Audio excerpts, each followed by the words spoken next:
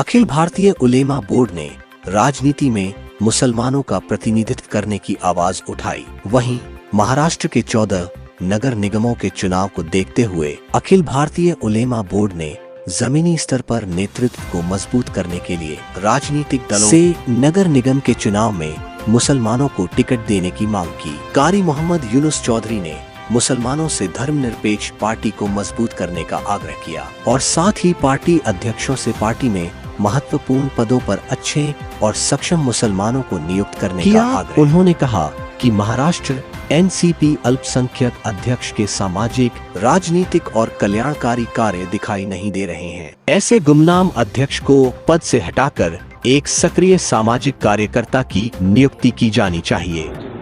कल जो है महाराष्ट्र में वार्डों की तश्कील हो गई थी। कल वार्डों का ऐलान किया गया कि ख़वातीन के जो वार्ड्स कौन से होंगे और कौन से वार्ड जनरल होंगे, ओबीसी वगैरह के होंगे। तो उसके फ़ौरन बाद, उसके ऐलान के बाद हमने चूँकि बिला वक्त गंवाए हमने आज की इस प्रेस कॉन्फ्रेंस का ऐलान किया है। इस प्रेस कॉन्फ्रेंस के ज़रिए हम इस रियासत की सेकुलर पार्टियों से ये सवाल करना चाहते हैं कि क्या वो मुसलमानों को उनकी आबादी के तनासुब से टिकट देंगे। उन मुसलमानों को जो उनकी पार्टियों के साथ जुड़े हुए हैं, जो फ़ाल हैं, जो काम करने के अहल हैं, जो तालीम याफ्ता हैं, क्या ये पार्टियां जो हैं जो सेकुलर वोटों पर बैठी रहती हैं, ये हमेशा उम्मीद करती हैं कि सेकुलर वोट्स उन्हीं को मिले। तो क्या ये पार्टियां इस वक्त सेकुलर उम्मीदवारों को, अक़लियती उम्मीदवारों को और दीगर जो पिछड़ा तबका है समाज का, उनको टिकट देने के लिए तैयार हैं? ये हमारा आज की इस प्रेस कॉन्फ्रेंस का सवाल था। और दूसरा जो सवाल था वो ये कि अक़लियतों की फलाह बहबूदी के लिए बनाई गई कमेटियां हैं, जैसे माइनॉरिटी कमीशन है, महाराष्ट्र स्टेट माइनॉरिटी कमीशन है, उसके अलावा जो है वो मौलाना आज़ाद फाइनेंशियल कॉरपोरेशन है, उर्दू एकेडमी है, हज कमेटी ऑफ इंडिया है, उसकी अभी तक नियुक्ति नहीं हुई है, जबकि सरकार बनकर 2.5 साल से ज़्यादा का अरसा हुआ है। तो इन कमेटियों की नियुक्ति क्यों नहीं बनाई हुई है? इसके सरबराहान क्यों नहीं बनाए गए हैं? कमेटियां क्यों नहीं तश्कील दी गई है? क्या ये कमेटियां फौरी तौर पर बनाई जाएंगी?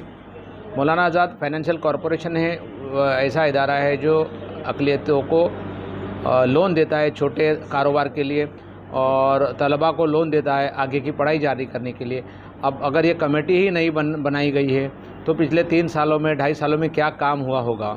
ये देखने वाला सवाल है कि जब आप लोग हर साल 500-700 करोड़ का जब बजट मख्तस करते हैं, लेकिन उस बजट की तकसीम करने के लिए कोई बॉडी नहीं है, तो ये काम कैसे चलेगा और क्यों हमारे साथ इस तरह का बर्ताव किया जा रहा है? ये हमारी आज की प्रेस कॉन्फ्रेंस के ज़रिए ऑल इंडिया उलेमा बोर्ड का ये सवाल है सरकार के साथ। आज मुल्क की मुअक्कर तंजीम और मशहूर तंजीम ऑल इंडिया उलमा बोर्ड के बैनर तले ये प्रेस कॉन्फ्रेंस मुनक़िद हुई, जिसमें ऑल इंडिया उलमा बोर्ड की ज़िम्मेदारान ने मुल्क के हालात के तनाज़ुर में अपने ख़यालात का इज़हार किया। इस मौके पर मुझे भी कुछ कहने का मौका मिला। अभी आपके माध्यम से मैं ये पैगाम देना चाह रहा हूँ ऑल इंडिया उलमा बोर्ड के हवाले से कि हमारा मुल्क हमारे लिए सब कुछ है। हमारे बुज़ुर्गों ने, हमारे बड़ों ने, हमारे अकाबिर ने, हमारे पुरखों ने अपने खून का बलिदान देकर इस मुल्क को सींचा और इस मुल्क को आगे बढ़ाया है और फिर इस मुल्क के लिए एक अच्छा दस्तूर, एक अच्छा ढांचा तैयार किया है। अगर हम सब वाकई में अपने मुल्क के लिए हमदर्द हैं, अपने मुल्क से मोहब्बत करने वाले हैं, तो हम सबको, मुल्क की एक एक बाशिंदे को, खा हिंदू हो, मुस्लिम हो, सिख हो, ईसाई हो, सबको ये चाहिए कि जो दस्तूर हमारा दिया गया है उसी की रोशनी में हम आगे बढ़ें और मुल्क को आगे बढ़ाएं। नफ़रत की फ़ज़ा को ख़त्म करें। नफ़रत पैदा करने वाले मुट्ठी भर लोग हैं जिनके ज़रिए से मुल्क का नुकसान हो रहा है। हमारे सामने नतीजा है कि गुज़श्ता चंद सालों में मुल्क की तरक्की का जो ग्रोथ था, जो जीडीपी थी, वो आज घटकर कितनी कमज़ोर हो गई और जिसकी वजह से बहुत सारे लोग जो बाहर की कंपनियां थी आज अपना माल बटोर रही हैं, वो यहाँ से भाग रही हैं और जो यहाँ के लोग हैं वो भी मुस्तकबिल के लिए, अपने फ्यूचर के लिए परेशान हैं। तो जब तक हमारे मुल्क की तहज़ीब, गंगा यमुनी तहज़ीब, भाईचारा नहीं रहेगा, हमारा मुल्क आगे नहीं बढ़ेगा। दूसरी चीज़, यहाँ से ये पैगाम महाराष्ट्र हुकूमत से एक मुतालबा है कि अगर वाकई में आप संजीदा हैं, माशाअल्लाह अच्छी हुकूमत कर रहे हैं, लेकिन अगर अक़लियत के लिए अगर आप संजीदा हैं तो आपको अक़लियतों की जो कमेटियां हैं, वो हज कमेटी हो या इसी तरीके से उर्दू एकेडमी हो, मौलाना आज़ाद मालियाती कॉरपोरेशन हो या अक़लियती कमीशन हो, इन सब के सरबराहों की और चेयरमैन की तकर्री की जाए, उनकी नामज़दगी की जाए, ताकि अक़लियतों का फ़लाह हो और उसकी तरक्की हो और अक़लियत का समाज आगे बढ़े।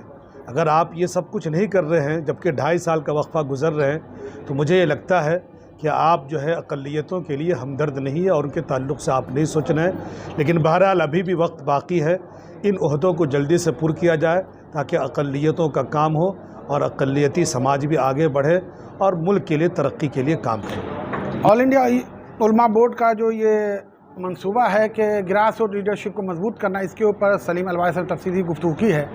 ऑल इंडिया उलमा बोर्ड जो महाराष्ट्र के 14 कॉरपोरेशन के जो चुनाव होने जा रहे हैं, उसमें ग्रास रूट लीडरशिप को मजबूत करना, यही अच्छा मौका आया है। इसलिए हम हर वार्ड के अंदर जहाँ तक हमारी पहुँच है, वहाँ अच्छे उम्मीदवार को हम तलाश रहे हैं और फिर उन उम्मीदवार की लिस्ट लेके हम पॉलिटिकल पार्टी के हाई कमान के पास हम जाएंगे कि फ़लाँ वार्ड में फ़लाँ उम्मीदवार मजबूत है और ये लोगों का काम करने वाला है, तो इन्हें आप अपने पार्टी से टिकट देने में इनको आप रखें। तो 14 कॉरपोरेशन में हमारा ये मंसूबा चल रहा है और उसी एतबार से हम पॉलिटिकल पार्टी को कहते हैं कि आपने अपनी यहाँ माइनॉरिटी विंग बनाया है, लेकिन वो मजबूत काम नहीं कर रहा है। जिस तरीके से एनसीपी का महाराष्ट्र का माइनॉरिटी विंग का प्रेसिडेंट कौन है हम नहीं जानते, तो ऐसे गुमनाम आदमी को बनाए क्या फ़ायदा है। एक अच्छे मजबूत उम्मीदवार को बनाइए जो मुसलमानों के बीच आपकी पार्टी की पॉलिसी को लेके जा सके। तो हम शरद पवार जी और जयंत पाटिल जी से हम मुतालबा करते हैं कि एनसीपी महाराष्ट्र के माइनॉरिटी विंग का सदर एक मजबूत, फ़ाल, ईमानदार और वर्क करने वाले को बनाया जाए, ये हमारा मुतालबा है। प्रेस कॉन्फ्रेंस थी ऑल इंडिया उलमा बोर्ड की, उससे हम सबसे पहले तो ये पैगाम देते हैं पूरे भारत के देशवासियों को, कोई भी मज़हब से, किसी भी मज़हब से चाहे वो ताल्लुक़ रखता हो, कि आपस के अंदर भाईचारगी बनाए रखें। अगर कोई आपको नफ़रत का पैगाम देता है और आपको मैसेज देता है, तो आपका काम ये है कि आपको नफ़रत को मोहब्बत से बदलना है। एक बिल्कुल सीधी सादी मिसाल है कि आग को आग से कभी भी नहीं बुझाया जा सकता। अगर आग में अगर दूसरी आग को या केरोसिन को डालते हैं तो आग भड़कती है, बुझती नहीं है, बल्कि उस आग को बुझाने के लिए आपको पानी का इस्तेमाल करना पड़ेगा।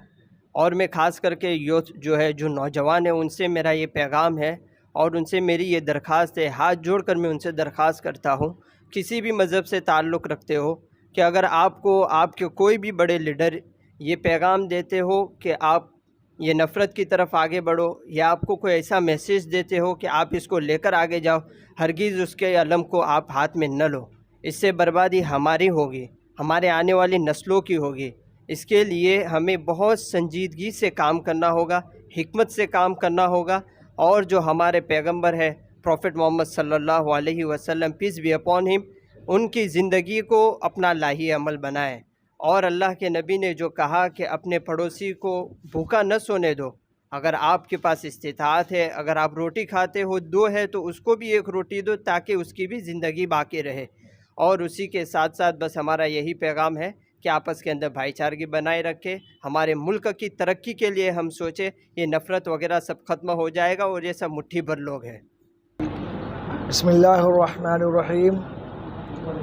ऑल इंडिया उलमा बोर्ड का आज जो ये प्रोग्राम हुआ प्रेस क्लब मुंबई शहर में, इसमें आने वाले तमाम शुरका का मैं तहे दिल से इस्तकबाल करता हूँ और मैं मुस्लिम आवाम से अपील करता हूँ कि मौजूदा हालात के तनाजुर में सब्र व ज़ब्त से काम लें, और जैसा कि हमारे आने वाले मेहमान शुरका ने आवाम से अपील की कि हर मज़ाहिब के, हर मज़हब के मानने वालों का, हर मज़हब के मानने वाले नुमाइंदों का एहतराम करें और किसी मज़हब पर छीटा कशी न करें और आपस में मिलजुल कर मोहब्बत के साथ रहने की कोशिश करें। और मौजूदा महाराष्ट्र की गवर्नमेंट जो बहुत सारे शोबों में जो जगह खाली हैं उसे जल्द से जल्द पूरी करने की कोशिश करे, ताकि हमारी कौम का और देश का काम पूरा हो सके। मेरा ये आखिरी पैगाम है। अस्सलाम वालेकुम।